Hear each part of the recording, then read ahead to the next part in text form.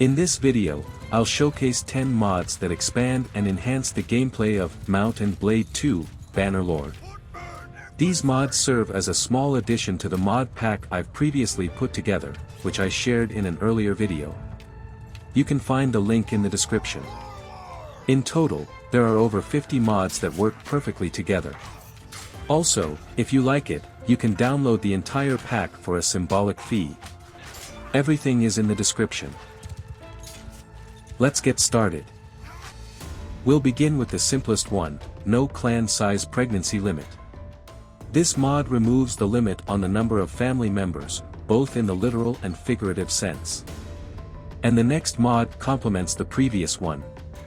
It's called Change Clan Leader. It allows us to change the clan leader, and consequently, the character we play as, at absolutely any moment. So, you no longer have to wait for your first character to pass away from old age. All you need to do is approach your governor and start the appropriate dialogue. By the way, speaking of governors, there's a mod that finally makes them useful. It's called Governors Handle Issues.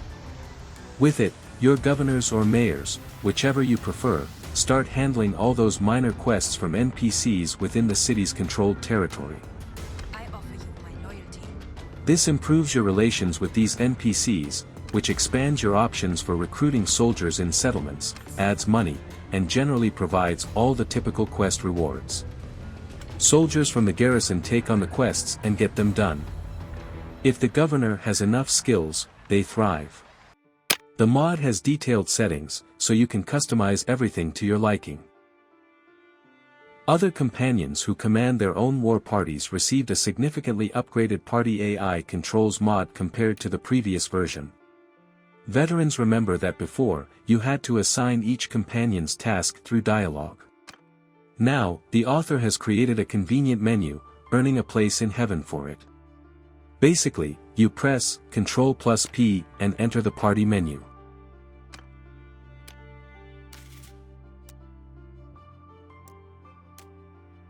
Here, you can set the ratio of soldier types they should recruit, and which specific soldiers they will hire by creating troop templates.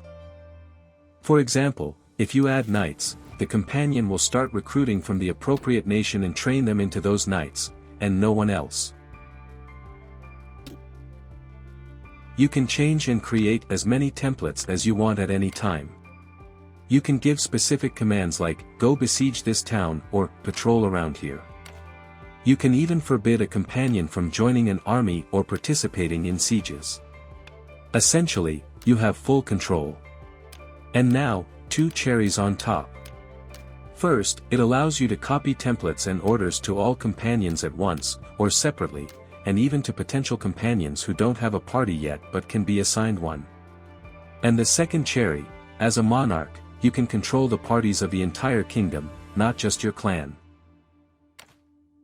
The next mod, Reinforcement System, is here to bring you some real hardcore gameplay. Now, when you enter a battle, the global map doesn't pause.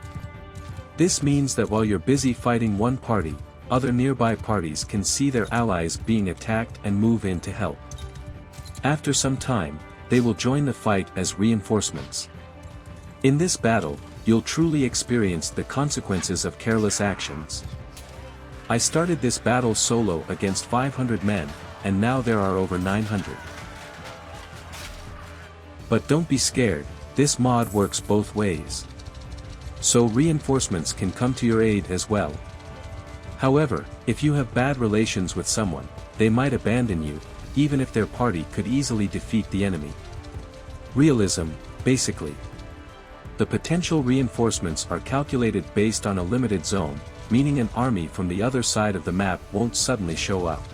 If you please. You don't need to worry about that. The distance of a supporting party is multiplied by a certain time factor.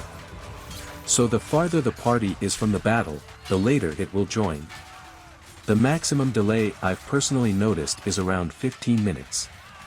So, if the battle lasts less than 15 minutes, the extra party simply won't make it in time. That's the kind of excitement this mod brings us. Let's add a bit more hardcore and realism. You know how in the vanilla version you can recruit ragtag peasants and turn them into elite tier 5 or 6 soldiers. The Re Militari fixes this issue in Mount and Blade, reorganizes the troops, eliminates the elite armies typical of Mount and Blade, and creates a more mixed quality of forces, characteristic of medieval armies. It more accurately represents historical militias and irregular troops, which made up the majority of medieval armies, while allowing professional regular and noble elite troops to stand out. It gives each faction a more distinct identity within this structure, creating thematic asymmetry in unit quality between factions. It removes the excessive number of tiers or stages that only add unnecessary clutter when assessing an army's strength. For the Re Militari to work, you need the Adonnay's Troop Changer mod, which allows custom troop trees in the game. It's also worth mentioning that with the Changing Culture mod, when the population of captured settlements changes, sometimes vanilla recruits appear. But that didn't bother me at all. Let's continue talking about realism. There are more mods required for the Re Militari to function. A sort of tandem. The first is Realistic Battle mod. You can find information about it in my previous video about the mod pack. Check the description under the video, or here. It's a must-have. Additionally, there's the Better Pikes mod. It gives pikes a realistic length, fixes their mounting animation so that longer pikes can effectively strike enemy cavalry, and ensures pikemen use them to the fullest extent the game allows. This mod is not required. However, the Re Militari adds pikemen to the game, so without better pikes, we won't get the intended result. Therefore, it's also a must-have. We continue with a tandem. The mod Spear Preference fix for RBM. Without this mod, pikemen won't properly use their pikes. And Breakable Polearms. This is a simple mod that makes polearms breakable by giving them HP and causing damage to them. The percentage in the bottom right corner indicates the HP of the polearm. This mod is recommended by the author, and it helps prevent pikemen from being too overpowered. Well, and the final mod for today. Simple and not noticeable at first glance, but a nice addition to the whole package. Realistic Combat Adjustments tries to replicate real-life combat physics as closely as possible. It tweaks running speed, attack, and defense speed so that the weight of the weapon feels more natural. It changes shield hits, adds weapon collisions when striking enemies, and includes a few other adjustments that make the gameplay more realistic. Overall, I really like this mod. I have added all these mods to the pack I've put together, which now includes more than 50 mods. And yes, they all work together seamlessly. Over 5 in-game years, I've only experienced 2 crashes, and that was at the very start of the playthrough. Then updates came, and there have been no crashes since.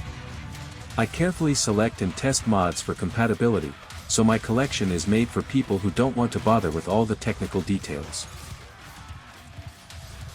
I've put a lot of time and effort into creating this video, and your support means the world to me. You can download the full pack via the link in the description for a small fee. Or, if you enjoyed the video, give it a like and don't forget to subscribe to my channel for more awesome content. Your likes and subscriptions help me continue my work and bring you even more great videos.